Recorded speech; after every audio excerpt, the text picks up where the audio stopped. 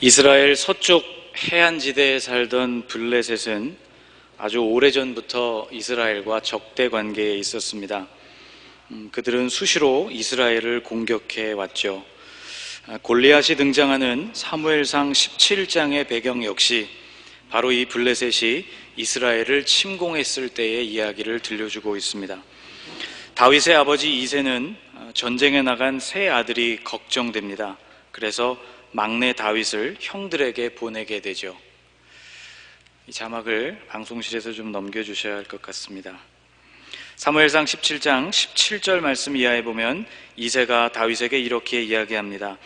이새가 그의 아들 다윗에게 이르되 지금 내 형들을 위하여 이 볶은 곡식 한 에바와 이 떡 10덩이를 가지고 진영으로 속히 가서 내 형들에게 주고 이 치즈 10덩이를 가져다가 그들의 천부장에게 주고 내 형들의 안부를 살피고 증표를 가져오라.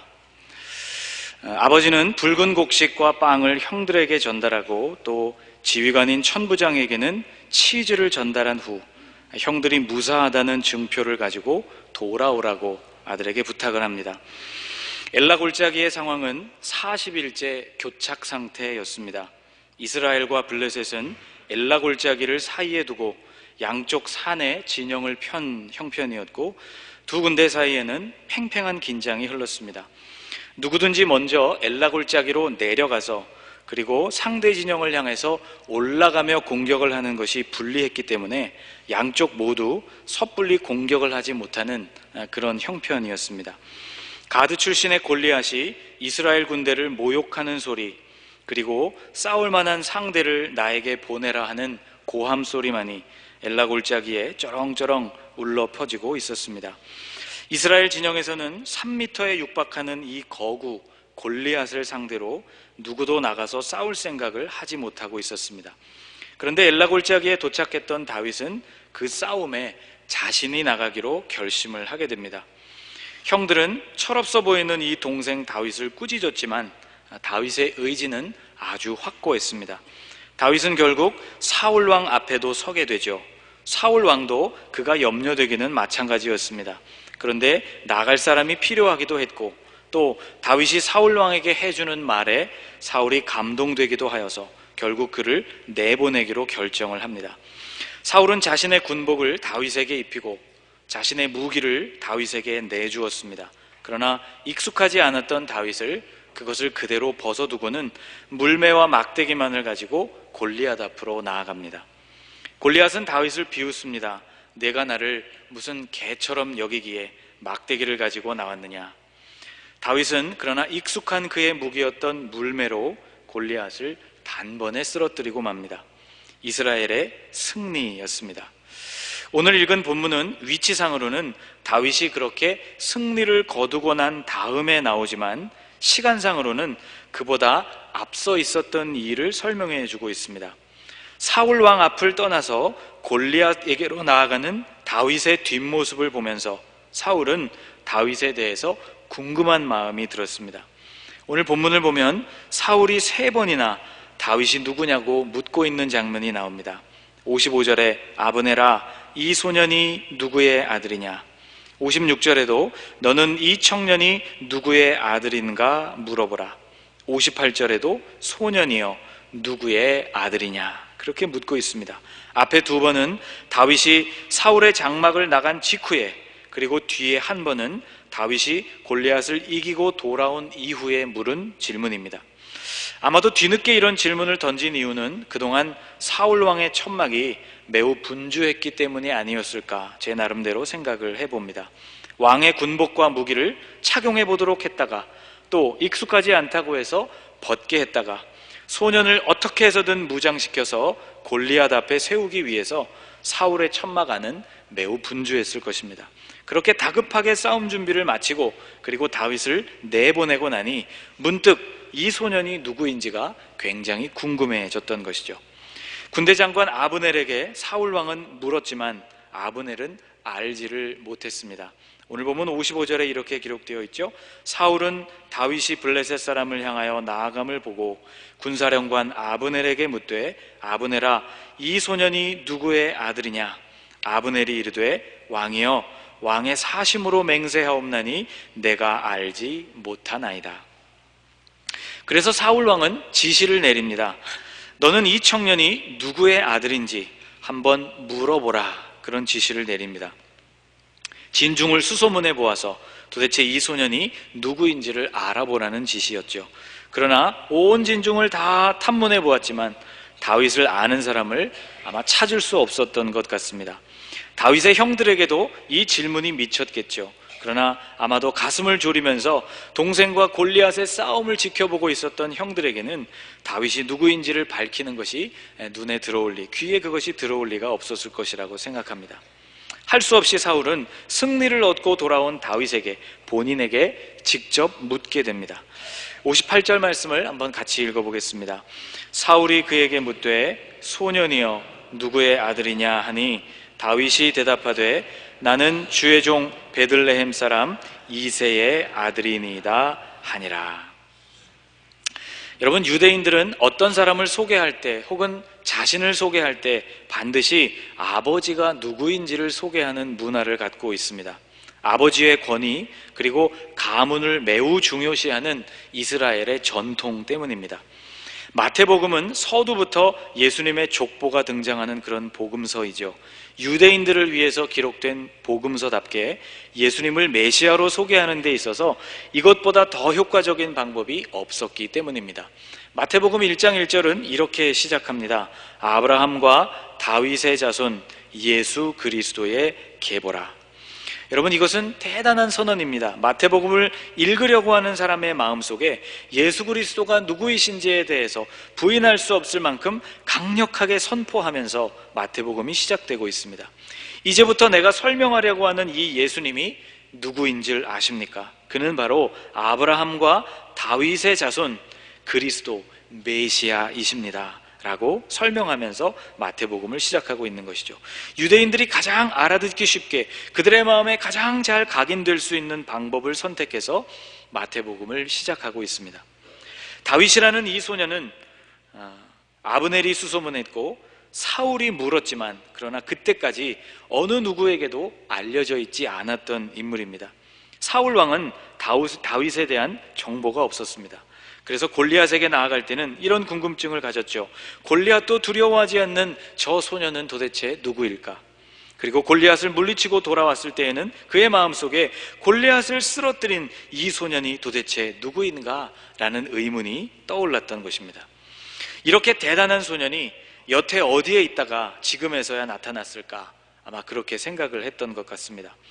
또 이 소년은 군사령관 아브넬에게 있어서도 아주 생소한 소년이었습니다. 여러분, 군사령관이 누구입니까? 군대를 총괄하는 사람이죠. 그는 군대와 그리고 그 군대를 구성하고 있는 군인들에 대한 정보를 가진 사람입니다. 탁월한 군인들을 선발해내고 그들에게 임무를 맡기는 사람이 바로 군사령관이죠. 아마도 그의 머릿속에는 탁월한 용사들에 대한 정보로 가득 채워져 있었을 것이 분명합니다. 여러분, 인터넷을 보시다가 아무개의 뇌구조라는 그런 그림을 보신 일이 있을 것입니다. 생물학적인 관점에서 전두엽, 측두엽 이렇게 두뇌를 그렇게 분석해 놓은 것이 아니고 사람의 관심사가 차지하고 있는 비율을 재밌게 그림으로 나타낸 그런 그림입니다. 2015년도 잡코리아에서 남녀 직장인 1488명을 대상으로 설문조사를 했습니다. 몇 가지 질문을 그들에게 던졌는데 평소 회사에서 가장 많이 하는 생각이 무엇이냐, 이런 질문이 그 질문 가운데 들어있었습니다. 놀랍게도 이 질문에 직장인들의 대부분이 이렇게 대답했습니다. 퇴근이라고. 하루 종일 그런 생각을 한다는 것이죠. 퇴근하고 싶다. 여러분도 그러십니까? 회사에서 가장 기분 좋은 순간이 언제냐 묻는 질문에 또 가장 많은 사람들이 이런 대답을 했다고 합니다. 여러분은 회사에서 가장 기분 좋은 순간이 언제이십니까? 많은 사람들이 월급날이라고 대답했습니다. 자, 여러분, 이것이 바로 그 사람이 누구인지를 나타내주는 지표이죠. 머릿속에 퇴근에 대한 생각으로 가득한 사람, 월급날에 대한 기대로 가득한 사람, 그는 바로 직장인이라고 할 수 있습니다. 군대 장관 아브넬의 뇌구조는 어땠을까? 오늘 제가 그려오지는 않았지만 아마도 그의 머릿속에는 현직에 있는 뛰어난 장수들, 그리고 잠재력을 갖춘 차기 용사들에 대한 정보가 아마도 빈틈없이 그의 머릿속에 들어있지 않았을까 생각합니다. 그런데 아브넬의 이러한 자료 속에도 다윗이라는 인물이 없었다는 것이죠. 사울은 다윗이 블레셋 사람을 향하여 나아감을 보고 군사령관 아브넬에게 묻되 아브넬아, 이 소년이 누구의 아들이냐 그렇게 물었습니다. 그런데 아브넬이 정말 몰랐어요. 그래서 왕의 생명으로 이렇게 맹세합니다. 아브넬이 이르되 왕이여, 왕의 사심으로 내가 맹세합니다. 제가 저 소년이 누구인지를 알지 못합니다. 여러분, 다윗은 전혀 새로운 인물이었다는 것입니다. 그럴 수밖에 없었죠. 골리앗 앞으로 나갔던 당시 다윗의 나이는 많게 잡아도 15살이라고 말씀을 드렸습니다. 8형제 중 다윗은 막내였고 전쟁에는 3명의 형들이 나갔다고 성경에 기록되어 있죠. 이스라엘에서 전쟁에 나갈 수 있는 나이는 20살이었습니다. 집에 남아있었던 넷째 형의 나이를 많게 잡아서 19살이라고 가정하고 그 아래의 형제들이 매년 태어났다고 계산을 해도 8번째 막내 다윗의 나이는 15살을 결코 넘기기가 어렵습니다. 여러분, 15살 먹은 소년이 제 아무리 출중하더라도 잠재적인 용사의 명단에 들어가기는 역부족이었을 것이라고 생각이 됩니다. 또 시간을 좀 더 거슬러 올라가 보면 다윗은 왕이나 혹은 군사령관에게만 전혀 새로운 인물이 아니었습니다. 그는 놀랍게도 하나님의 사람이었던 사무엘에게조차 낯선 인물이었습니다. 하나님은 사무엘에게 이새라는 사람을 찾아가서 베들레헴에서 그의 아들 중에 한 명에게 기름을 부으라고 명령을 내리십니다. 그래서 사무엘이 이새의 집을 찾아갔고 맏아들부터 시작해서 아들들이 차례로 사무엘을 만나게 되는데 사무엘은 이새의 큰아들 엘리압을 보고 감탄했습니다. 그들이 오매 사무엘이 엘리압을 보고 마음에 이르기를 여호와의 기름 부으실 자가 과연 주님 앞에 있도다. 그렇게 마음속에 감탄을 하죠. 과연 이스라엘의 왕으로 세워질 그러한 사람이 내 눈앞에 있구나. 엘리압에게 기름을 부으시라고 하는가 보다. 그런 마음이 들었지만 하나님은 즉시로 그가 아니라고 말씀하십니다. 둘째, 셋째 아들을 계속해서 그가 주목해 보았지만 하나님은 계속해서 아니라고 말씀을 하셨습니다. 그렇게 7 아들에 대한 면접이 다 끝나버립니다. 기름을 부으라고 말씀하시는 사람이 그 7 아들 가운데 들어있지를 않았어요. 사무엘은 이상했습니다. 그제서야 사무엘은 이새에게 이렇게 묻습니다. 또 사무엘이 이새에게 이르되 내 아들들이 다 여기 있느냐? 이새가 이르되 아직 막내가 남았는데 그는 양을 지키나이다. 그제서야 아버지는 막내의 존재를 사무엘에게 알려주게 됩니다. 사무엘의 다윗을 만나기 전까지 하나님의 사람 사무엘에게조차 다윗이라는 사람의 존재는 전혀 모르는 존재였다는 것이죠. 숨겨진 인물이었다는 것입니다. 또 다윗은 심지어 그와 가장 가까이 있었던 그의 아버지 이새에게조차 사실상 제대로 그 진가가 알려지지 않았던 그런 아들이었습니다. 모든 형들이 면접에 임했던 바로 그날 막내 다윗에게는 양을 지키는 임무만이 주어졌기 때문이죠. 아버지 이새조차도 막내 아들 다윗을 중요한 사람으로 생각하지 않았다는 뜻입니다. 그가 너무 어리기도 했고 또 막내였기 때문에 아버지조차도 그를 평가절하했던 것이죠. 자, 여러분, 다윗은 왕에게도 군사령관에게도 하나님의 사람에게도 심지어는 그의 아버지의 눈에도 알려져 있지 않았고 또 인정받는 아들이 아니었습니다. 그런데 여러분, 여기서 바로 우리를 놀라게 하는 것이 있습니다. 바로 그 다윗, 무명한 존재였던 그 다윗이 하나님에게만큼은 아주 유명했다는 것이죠. 다윗은 하나님께 아주 잘 알려진 사람이었습니다. 사무엘을 베들레헴으로 보내면서 하나님은 이렇게 말씀해 주셨습니다. 같이 한번 읽겠습니다. 여호와께서 사무엘에게 이르시되 너는 뿔에 기름을 채워 가지고 가라. 내가 너를 베들레헴 사람 이새에게로 보내리니 이는 내가 그의 아들 중에서 한 왕을 보았느니라 하시는지라. 내가 이새의 아들 가운데에서 한 왕을 보았다라고 하나님은 말씀하십니다. 이새의 아들 가운데 왕이 있다. 내가 오래전부터 그를 주목해 왔다고 하나님은 말씀하고 계신 것이죠.